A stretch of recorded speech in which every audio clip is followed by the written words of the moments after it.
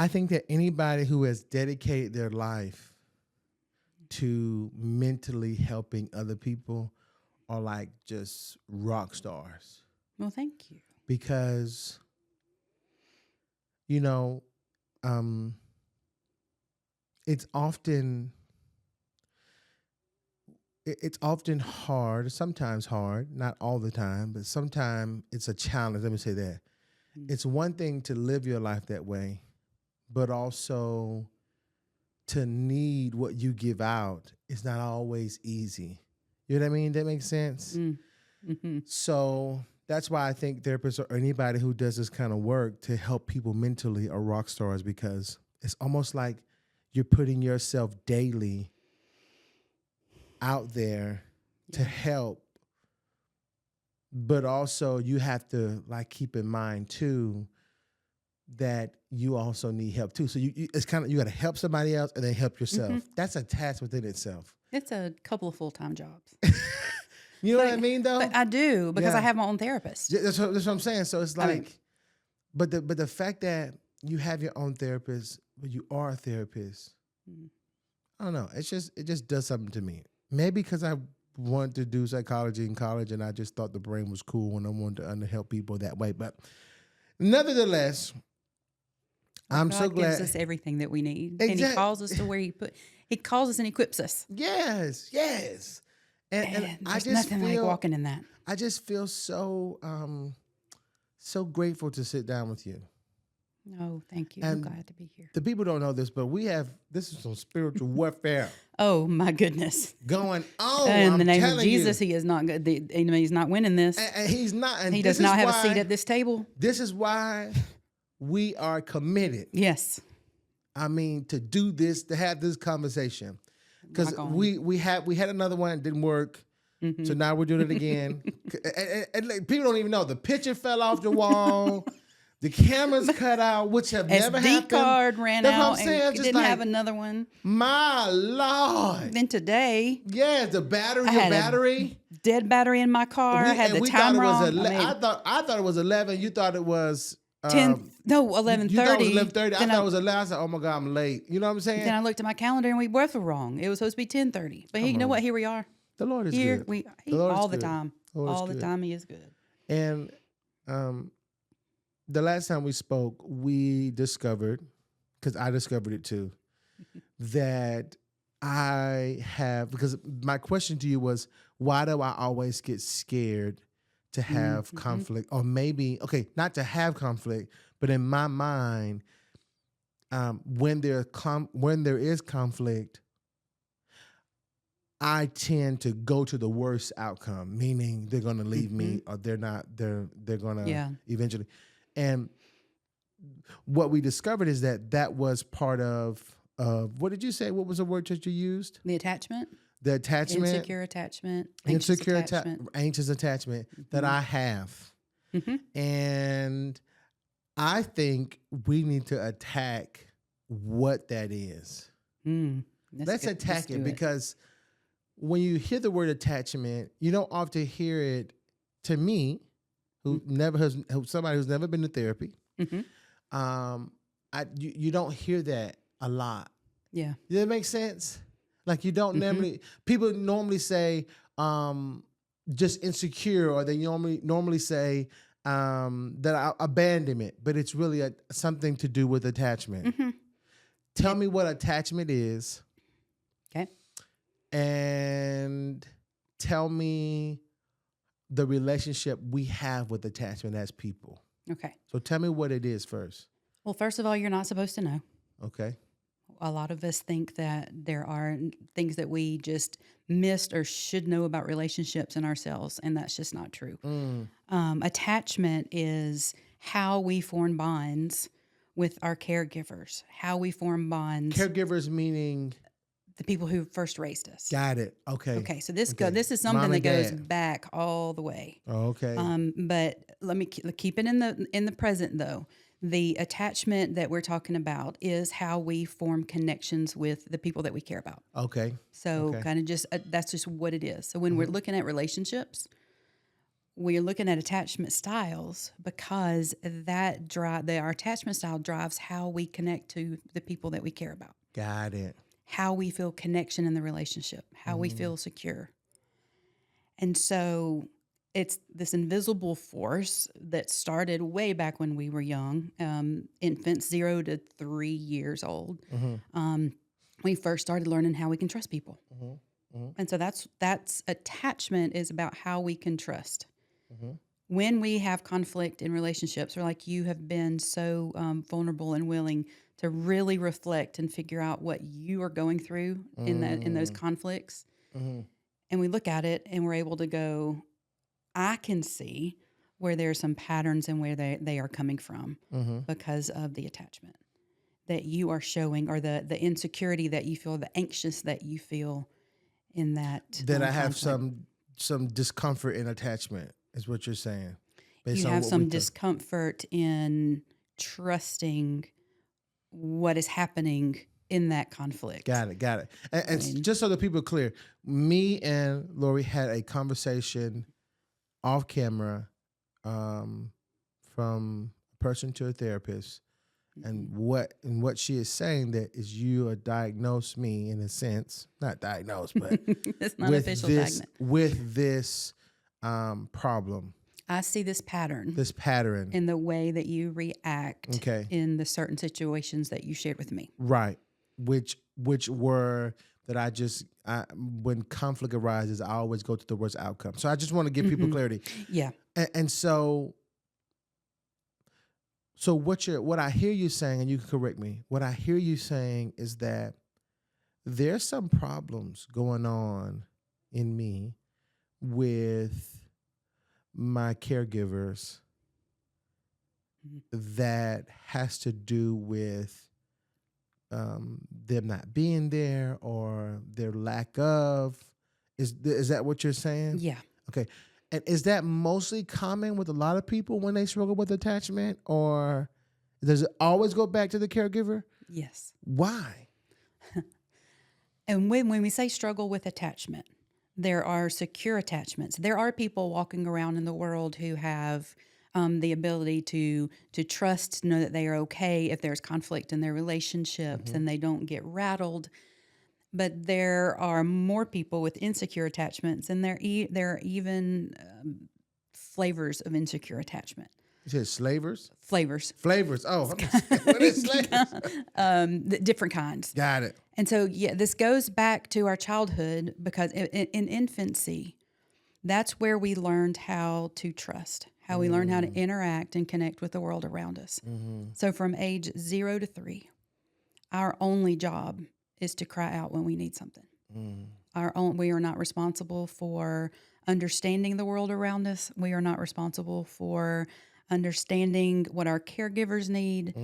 We are simply responsible for recognizing that we need something. We're hungry, or our diaper needs changing, or we're cold, and we're supposed to cry. And when our caregiver, the person responsible for us, responds to that, then we start to slowly but surely understand that we can trust other people in the world. That's how we feel love. So what I'm feeling right now is that what I was crying for as a child, nobody responded all the way, or my caregivers did not respond, which caused me to have this attachment,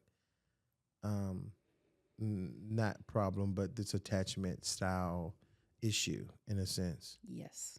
Okay. And I just want to be very careful. Yeah. When we look backwards, we are not looking for people to blame. Okay. Or for pointing fingers or judging or criticizing. We're looking for patterns and information. Got it. So when you go look back, that's so easy. That's so good, because some people, they do look back and they want to blame people. Yeah. For what they did not get as children, or they want to blame somebody. Why is that like that? Why do we go straight to blame? Does that make us feel like we're healed, or what? Well, it's hard to look at ourselves and go, what's my role in it? Because regardless of what happened to us up until this point, when we realize there's a problem, we got to look at ourselves. I'm thinking of just back to the message yesterday. Mhm, You know, mhm, it's me. I'm the mhm. problem. It's me. Right. But so it's hard. I mean, we want to understand, I think. So when we start to think about, well, where did all this come from in me? Because it didn't just start today or in this relationship, and we look Mhm, backwards. And we don't want to necessarily take responsibility, or maybe we can't, but we mhm. can look for other people and go, who's responsible for this? Because they need to fix it. As soon as they fix their stuff, Mm. then I'll be okay. Which is so far from the truth. It can be done. Mhm, It's so far. But mhm. if we look back through a lens of exploration and information, Mm.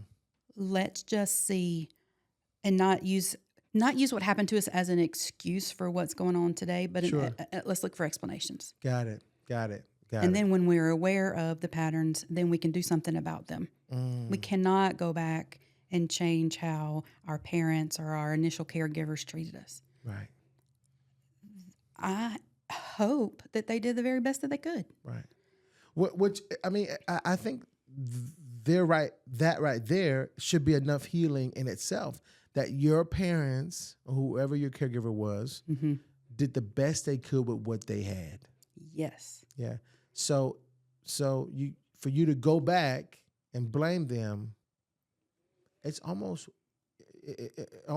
like pointless to do. Well, it's looking for the answers in the wrong place. Yeah. That's filling a need Yeah. for us Mm-hmm. that is not ever going to be filled. Mm. Okay. Okay. So you said that there are different types of attachment. Mhm. My attachment is insecure, or what did you use it with? Insecure, anxious. Okay, insecure, anxious, and what are the other ones? So we have secure, Okay. and then which is, anyway, we've got secure. And then the insecure are the ones that cause the struggles in the relationships. So we've got insecure, anxious. Mm-hmm. Then we've got insecure, avoidant. Mm. And then we've got insecure, disorganized. Mm. Now, again, this is simplified. These different attachment styles can show up differently with different relationships that we have. Explain. What do you mean? Just because I've identified with you that in the relationship that we were talking about and the examples that you were giving me, Mm-hmm. that how you were responding seemed to be out of insecure, anxious attachment. Mm-hmm. But it could be that with other relationships, because of the context, because of different ways and experiences that you have had with relationships since childhood, Sure. there's a possibility that we relate differently to different people. Sure. Now, That makes a lot typically, of there's sense. a primary, and Meaning there's one person there- always there's typically a primary caregiver. attachment Oh, okay. attachment Okay. style. Okay. But I don't want to put everybody in a box. So everybody listening going, oh, yeah, that's me. That's how I am in every relationship. Okay, well, hold on. But it's a great place to start to understand yourself. So can you struggle with more than one? Mhm. Okay. And the one I struggle with is insecure and what's it again? I keep forgetting. Anxious. Well, Anxious, okay, they're okay. two big categories. Secure, that's positive. We are trusting. We don't struggle Okay. with very much if you have secure. Okay, so insecure. These three over here are all insecure. Yours is Okay. the anxious. Then we've got the avoidant, and then we have disorganized. So mine is the ancients. The ancients. Why is that? Explain that for me. Why? Why am I anxious to? These to- and the yeah, anxious yeah. attachments. Okay, so when you were born and you had a need, And you can ask me questions too, just Okay. to bring clarity. will you help me understand your relationship with your caregivers from 0 to 3 years old? From 0 to 3, my okay. So from based on what I know, so I can't have like good memory of it, but what I know from 0 to 3, I was with my mother. This is what I know. This is what, or with my aunt.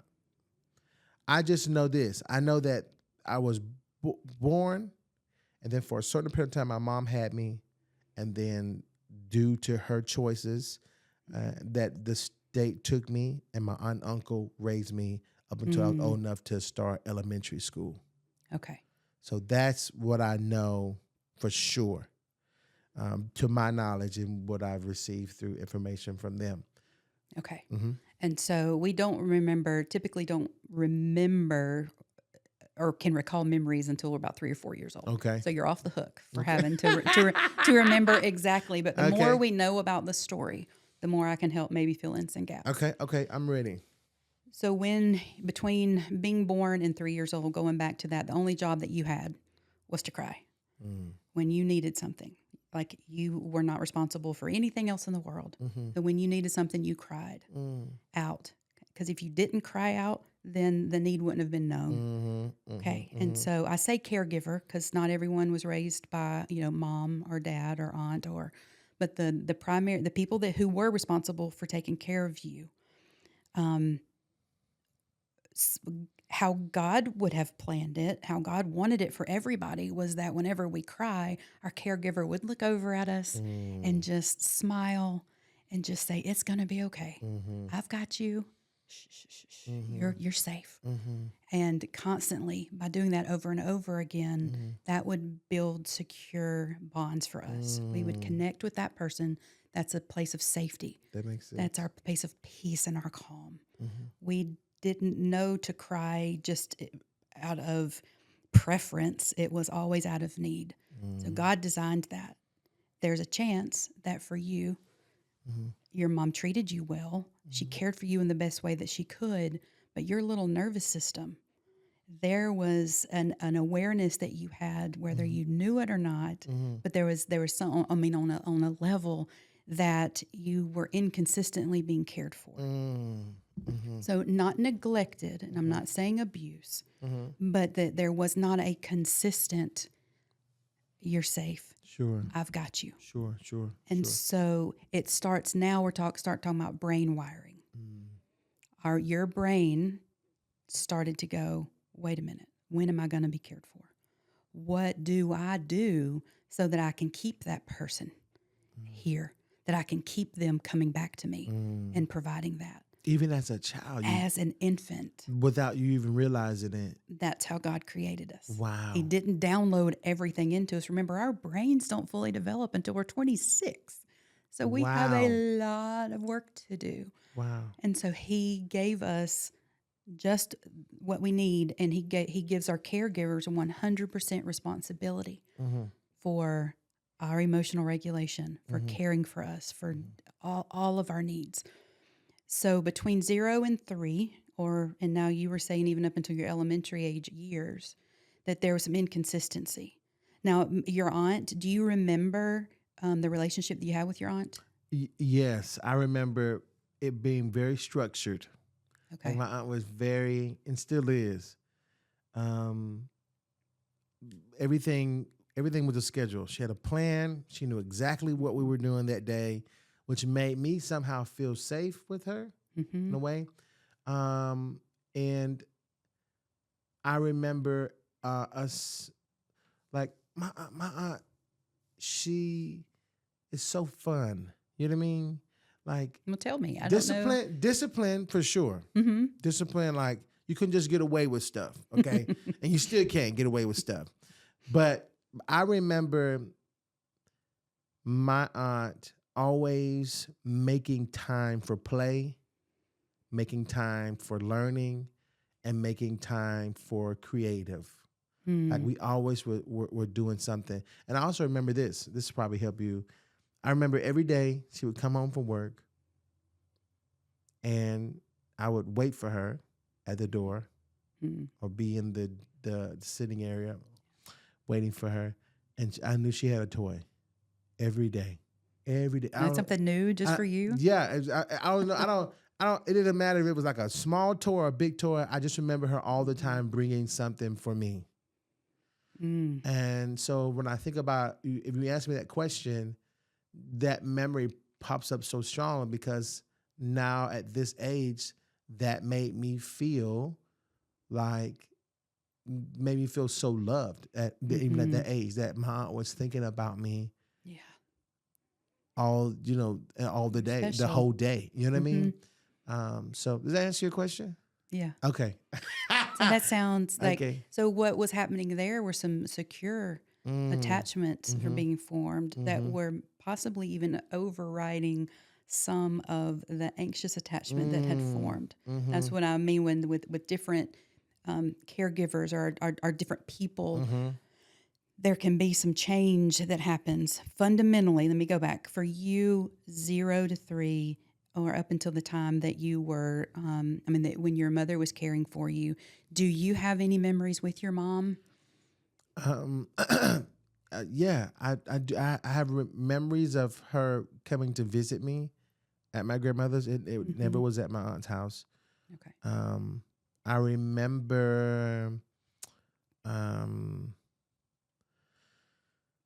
I rem- um, I remember my mom always waking me up. So you're asking, do I have memories of her when I lived with her?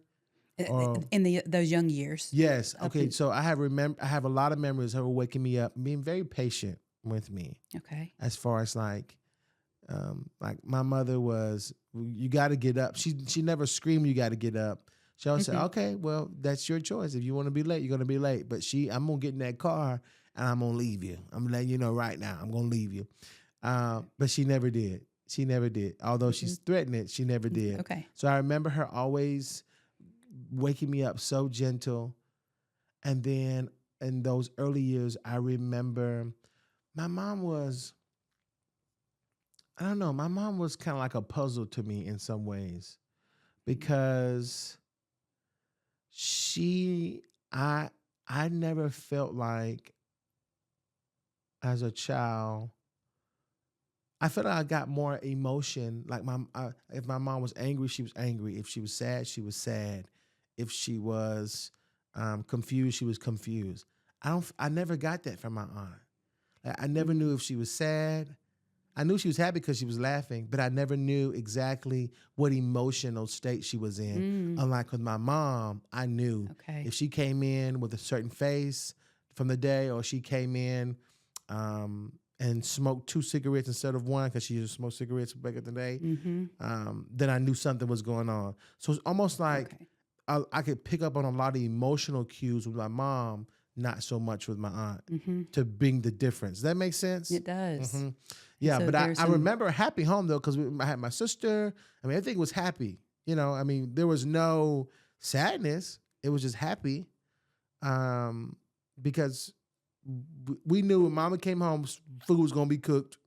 Okay, some predictability. we knew that homework was gonna be checked, and then we knew that we were gonna either watch a TV show together, which we did sometimes, all 3 of us, me, my mom, my sister, my grandfather, who we lived with. He had his own thing going on, and then we knew it was time to go to bed. That was a routine: cook, eat, do homework if you need it. Which she was very patient with that too. She wasn't like very forceful, which I was thankful for, and then go to bed. Okay. That's a lot.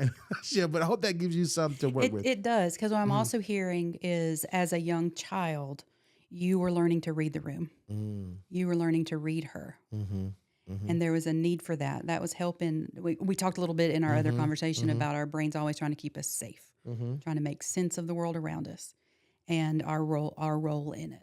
So in those experiences with your mom, while you were able to read her emotion, you were, sounds like, taking some responsibility for that. Meaning I've got to be careful, because if she's smoking 2 cigarettes, that means this. That if this is going on, like I need to be a step ahead. So even in that, there starts to build some anxiousness. Like, I'm not sure, when is going to be a good time? Do I need to ask? Do I need to be in the way? Do I need to take care of some things? Do I need to? So, I mean, just as a child, Yeah. You're feeding off those emotional Even when cues. you're unaware, that's so. You're unaware of it. That's so like. So and now do the psychology and the brain work that you're so interested in. Right. So what does that do? That's not just in the moment. Now your brain is starting to wire these neural networks. These are like ruts that all of our thoughts start to fall into. That's probably why I ask my close friends or family, or especially my girlfriend, "We okay? You okay? Like, we good?" Constant reassurance. With secure attachments, we would be able to say, okay, something's not right. Maybe I'll check in with them. But it's not about me. But ancients, but the anxious ones always Fear of abandonment. Constantly need to check that's so in good. and go, where are we? How are we? Is there anything I need to adjust? Almost hypervigilance. It's always about them and not about maybe. So help me tell based off of that, help me tell the difference. The anxious is always about them, like they did something wrong, rather than the secure attachment is maybe there's an issue here. It's not about me though. Is that what you're saying? Yes. Okay. That with the anxious, if a person has an anxious attachment style, then they are constantly worried about abandonment. They're constantly then trying to maybe do people pleasing. They're trying to ensure and keep that person close to them and always know that we're good. Now, a person with a secure attachment would be able to say, okay, well, they assume that we are good. They're just always coming from a place that we're good until there's something that's obvious not. Got it. And then they have the security and the confidence to address it. They're not worried that what they say or what they need is going to push the other person away. No, this is really, really, really good because I know that a lot of people, especially somebody watching this now, is probably thinking, this is why I have this issue. This is why I feel this way. Why I need, like I said, the constant reassurance, because as a child, my cries, based on what you're telling me, were not always attended to in the correct way. In a timely manner. In a timely manner. With the emotional connection. Got it. Don't want to judge. Got it. Sure. That's right. Right or wrong. Right. So me having this anxious attachment issue, how do I fix this? Starting with the awareness of it. Okay. And the awareness is, sounds like what? Your thought process in conflict. Like when we've talked about how you are not comfortable when there's conflict and the other person needs a minute and expresses that need and just says, I don't want to talk about it right now. For you, that's like, don't do that. That's don't, I can't. And so you follow. Right. You're the pursuer. Because I'm already thinking in my head, they gonna leave. They're already a foot out the door. And I'm thinking while they're waiting, I'm thinking they're thinking of a plan to leave. That narrative you've got is 18 pages long. Right. Right. Because it's wired in you like that. I just want to go back. It's not a choice. Got it. Right now, but we're working on it. So it's going to, eventually it's going to be a choice to respond the way. But from childhood up until now, the relationships that you have had and all of the attachment has made you feel like, okay, I'm not worthy. I need reassurance. I'm unlovable. All of these things. And so as you are learning to think in these moments, wait a minute, what am I feeling? So right now, tell me. Think about a recent argument. Okay. Where you had that, oh my gosh, they're leaving. I'm being abandoned. And just bring up in that moment what feelings surface for you. I felt scared. I felt like the little boy in me was waiting for my dad to call when he said he would, and he didn't. I felt that I couldn't get it right. Why can't you get this thing right? Where in your body do you feel those thoughts, those emotions? That's a good question. Probably in my heart. So what we're doing now is just bringing awareness, slowing down the moment when you're in those situations and going, what am I thinking? What am I believing?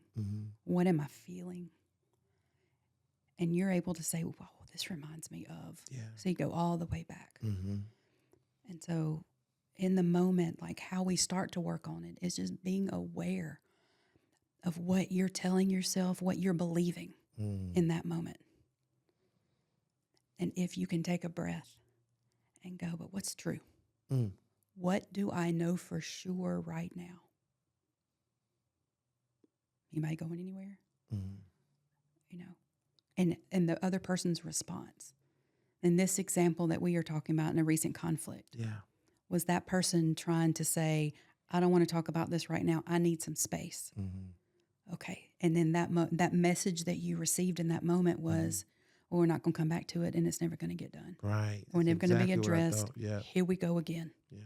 And so your nervous system is freaking out because I'm assuming that the person that you're having this conversation with means something very deeply to you, or some of this reaction wouldn't be so intense. Okay, so what do we do? Being able in that moment to go, what do I know for sure? And to talk about the beliefs that we have started tapping into for you. Right. Because in that moment, you've talked about, I'm not enough. I'm unlovable. This is, I got to hold on. That's that anxious. The reason you're pursuing is that anxiousness. Is that I got to grab onto this and I got to fix it now. But in that moment, being able to take a breath and go, God, what do you need me to be thinking right now? I need you to be my secure attachment. I need to have my anchor in you. I need to wait a minute. Would you please calm this down in me? I'm not losing anybody. This is not my dad. And go, wait a minute, I am lovable. This might not be mine to fix. What do I know for sure? We have a problem. But what I also know is this person has communicated their needs to me. And I love them enough to respect that. I can wait. We're going to come back to this. So just in the conflict context of when attachment shows up. Now, it's on autopilot. It has been wired in you since you were an infant. It is not going to take however many years old you are. It's not going to take that long to rewire it.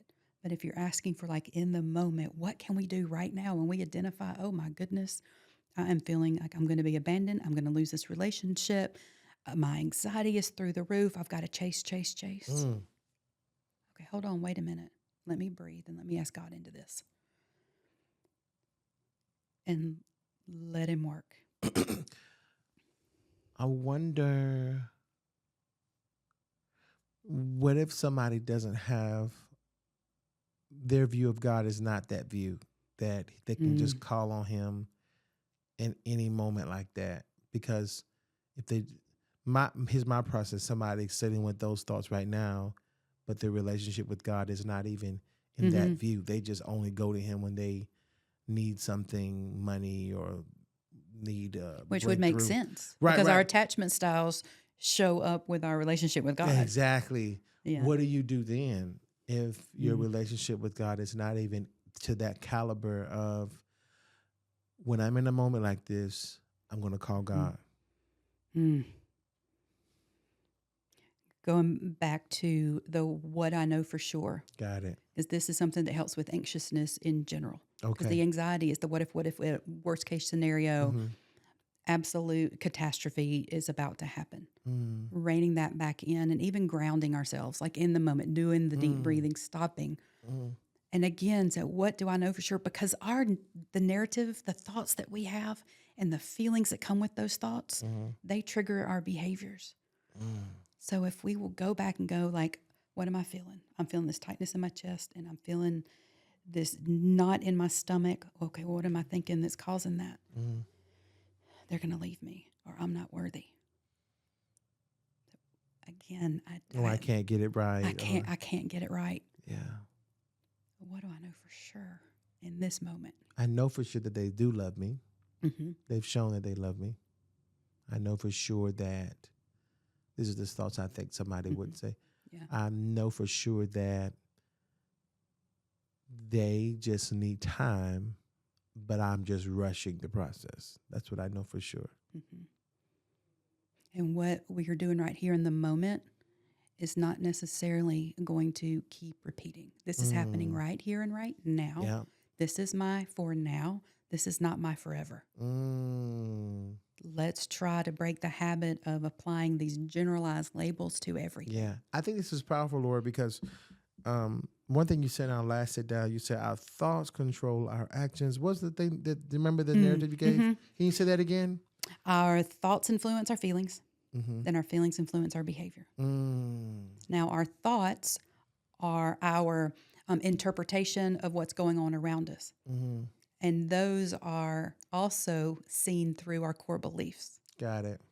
And so we've got these beliefs in the pit of our soul that we believe about ourselves that are our truth because of our experiences. Like, for example, what are some things? I'm unlovable. Or what do we identify with you? Was it I'm not enough? No, I think it was I'm unlovable. Okay. I'm unlovable. So, for example, that's something that you have learned through the course of your life because of how you saw the world and the things that you experienced. Okay, Right. so I'm unlovable. Now, intellectually, I will just say this right now. We know that's not true. True. Sure. But because it is wired in our your brain and has been over and over again, that belief is like, think about a dirt road. And when after it rains, it gets all muddy, and then folks drive on it, and then it forms these ruts. And so it dries over, and the next person that drives on it, you can try not to go in those ruts, but your car's just going. I mean, you're going to jerk the steering wheel, Exactly. And manually just take it off the road. And so our neural networks are like that. So this belief is like a rut that you have, that no matter what, you're going to see the world through that unless you take charge and you decide that's not my truth. So intellectually, I know all the spirit of the scripture. I know that I am lovable. I know that I'm enough. I know that my identity is in Christ. Yeah. But because we have these beliefs About ourselves. Then something, and those are like the glasses. I kind of gave that analogy so that I'm unlovable. Those are the glasses that I'm wearing. Right. Okay. Well, something happens, a conversation, something big outside of me. But something happens and we interpret that. We apply meaning to everything that happens around us. Our meaning, the meaning that we apply to it is based on what we believe. I'm unlovable. So in the example of the conversation, that when something is said and there's conflict, all of a sudden that I'm unlovable starts lighting up. And your brain. Because that's what I'm wearing. That's what the glasses I'm wearing. Your brain then is constantly looking for information to support and prove what you believe. Right. That's why our thoughts are powerful. So I'm believing that I'm unlovable. Then so something happens and we have a thought about it. We interpret that comment. And because of that thought, we immediately have a feeling. I mean, we don't get to choose it. Like it's the way that we are wired.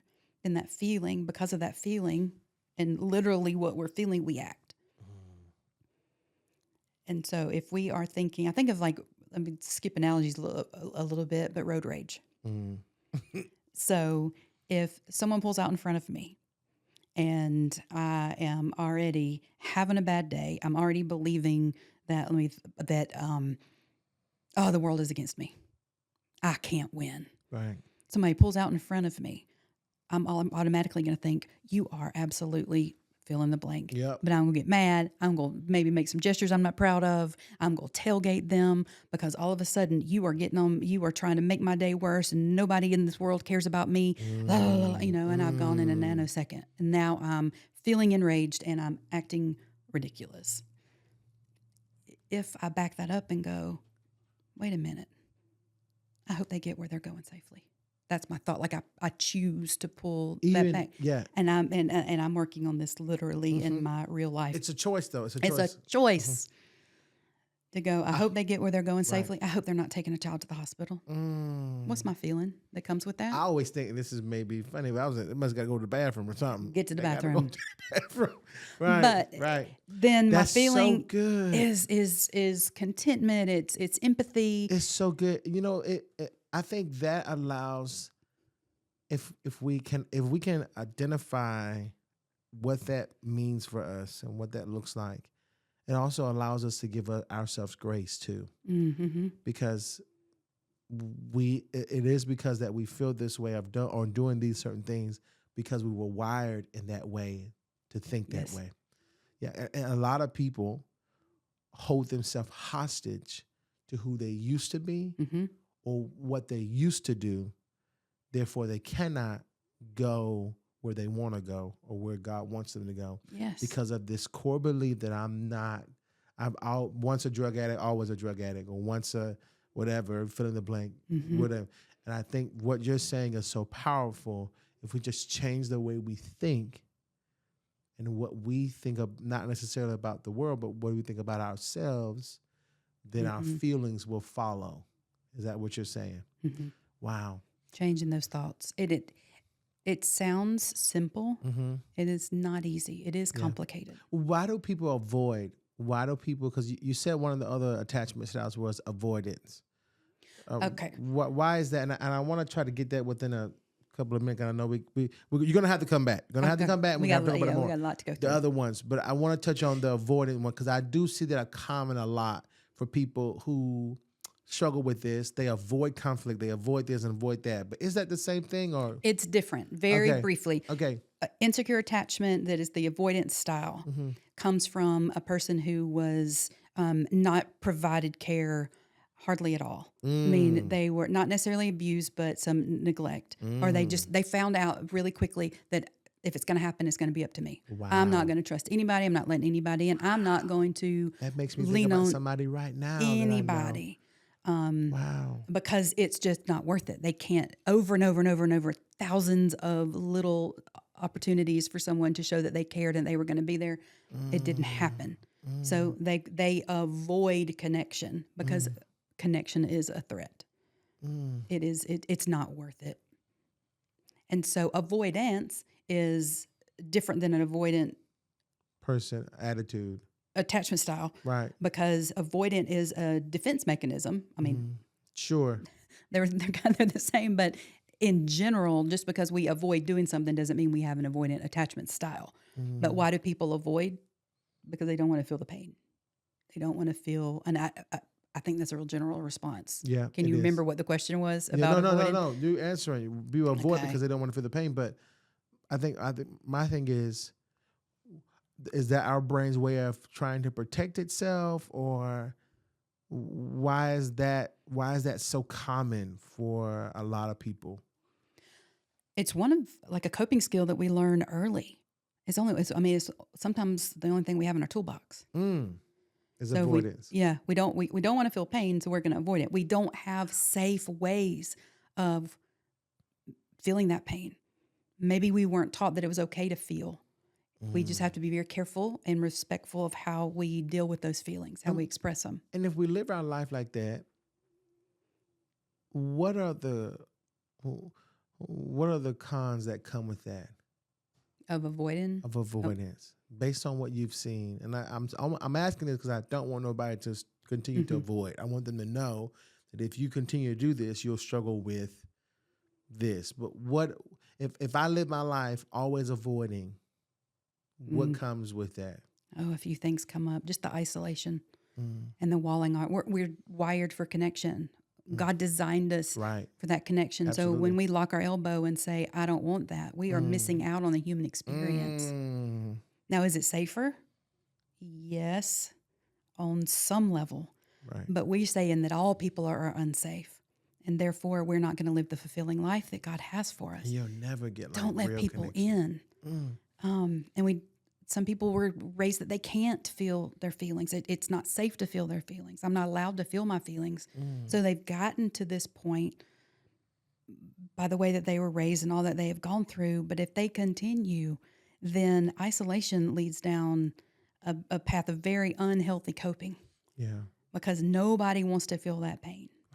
And these based on what you know, can it even affect your physical? Absolutely. Really? There are so many clients that I have that have physical ailments that are related to, maybe not 100% root cause, but a lot related to their emotional distress and pushing down those feelings and not connecting with others in a safe way to allow them out and to feel loved and feel vulnerable. I could No, go no, that on was for good. Yeah. hours. Wow. But there's a direct connection. And the research has said this. This isn't just coincidence. Yeah, sure. We've got to take care of all of Lord, us. Lord, you got to come back because I got so many questions. I want to talk about anger and I want to talk about how addiction plays into that and stuff like that. But you got to come back. Absolutely. For our last question, if you could give one piece of advice to somebody who's struggling with their attachment style, which mine is anxiousness, but somebody else may have avoidance. And somebody, what's the third one? Disorganized, which I probably got that too. 'Cause I'm a little disorganized in my brain. But if you could give one piece of advice as a therapist, what would you say? Insecure attachments are rooted in fear. You are worthy of connection. You are worthy of love because of the creator of the universe. Yeah. He who knit you together in your mother's womb defines your identity. And to grow in trying to trust that. But that if you don't have a relationship with your creator, that you are still worthy. That you are a beautiful child of God, whether you believe it or not. And that those relationships are there for you and they're not all threatening. Thank you so much. Oh, you're welcome. You got to come back. It'll come back. It'll get better.